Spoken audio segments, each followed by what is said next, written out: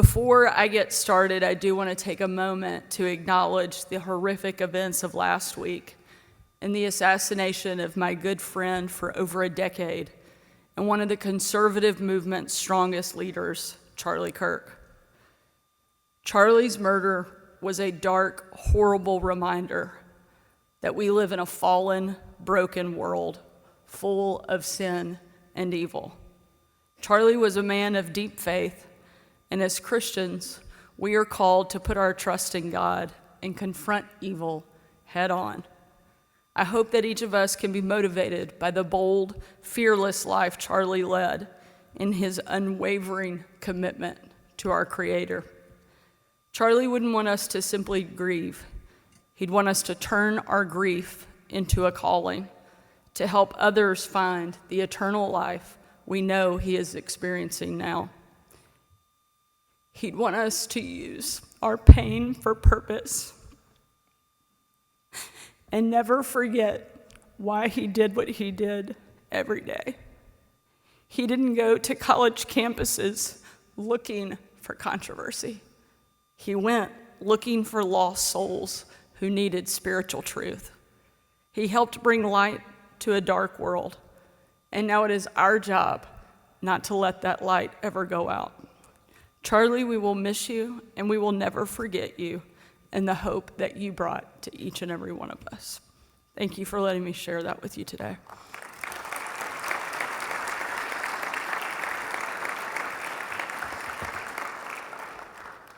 To all of those who have traveled from across the country to our state, welcome to Arkansas. I know that's probably not the opening you thought we might have here, but I felt like it was an important thing to address. No one here in this room is free from a lot of the challenges, and we're thankful, despite those challenges, you've shown up and you're here with us today. I want to specifically welcome you to Rogers, Arkansas. This happens to be the fastest growing part of our state, thanks to major companies that are headquartered here, like a few you probably have heard of, Walmart, J.B. Hunt, and one of this meeting's primary sponsors, Tyson.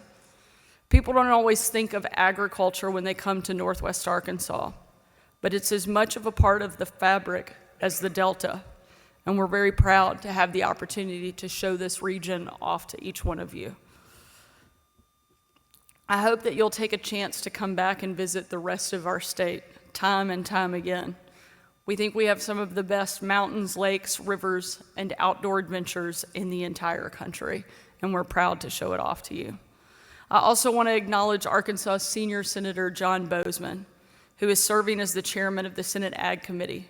We're privileged to have powerhouse representation from him in Washington. Senator Bozeman is a mentor, a friend, and one of the best people I know who will never stop fighting for the agriculture community.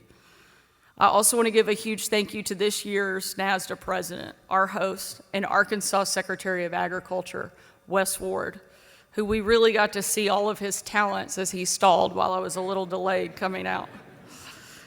I know most of you know Wes, and you know that he is always smiling all the time. But don't let that smile and that laugh fool you. He's got 3 advanced degrees and served in the Marines proudly for over 25 years. And there's no tougher fighter for Arkansas or America's farmers. And right now, a fighter is exactly what we need. I don't have to tell this group that this has been one of the worst years for our row crop farmers since the farm crisis of the 80s. In Arkansas alone, we're expecting a $1.45 billion shortfall in 2025, a huge hit on our state's largest industry. We've seen more Chapter 12 bankruptcies in the first quarter of 2025 than we did in all of 2024. The statistics are tough, and the stories are even tougher. My team has heard from farmers who have worked the land for 5 or 6 generations and are saying that this will be their last year. I heard from a young farmer with 4 kids who lost his farm last year, and now the bank is about to take his family's home. One local bank had to turn away 49 farms this year. That bank loses customers, but then so does the parts store. The equipment dealer has to repossess a combine. The farmer no longer has an income. The land sits untouched, and eventually, there's no food left on the table. My dad has a saying that if a country can't feed itself, fuel itself, or fight for itself, it simply cannot survive. If things continue the way they're going, it's not just our farmers who are in trouble. And the reasons for this crisis are clear. Input costs are as high as they've ever been, but prices are still far too low to keep up with the Biden inflation brought about by the previous administration. At the same time, our adversaries like Communist China are trying to hit us where it hurts and target our farmers, who are the most patriotic, hardworking Americans anywhere on the face of the planet.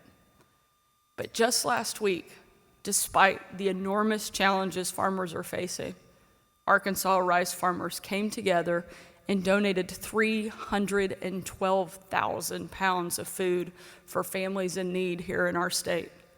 That's who this group represents. People that will feed 2.5 million meals to hungry Arkansans. Even while they're hurting, they're helping their neighbors. I'm proud to lead a state where agriculture is our #1 industry, because that tells me that the people that call Arkansas home will always take care of one another, no matter what battles they personally have. And we have a lot of them. But if anyone can overcome them, it's the American farmer. We also now have a president and an administration that absolutely loves our farmers. President Trump stood with them when Communist China tried this tactic during their first term. And I know that the president will stand with our farmers again. And thankfully, he isn't standing alone. He has an outstanding Secretary of Agriculture that doesn't just support our farmers, she fights for them.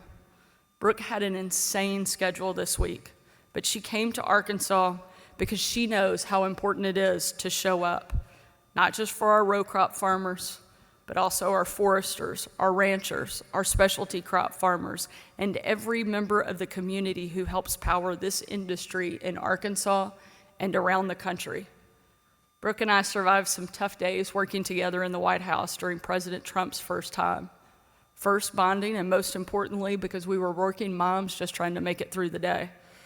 We also discovered we were diehard SEC fans, even though she still cheers for the wrong team.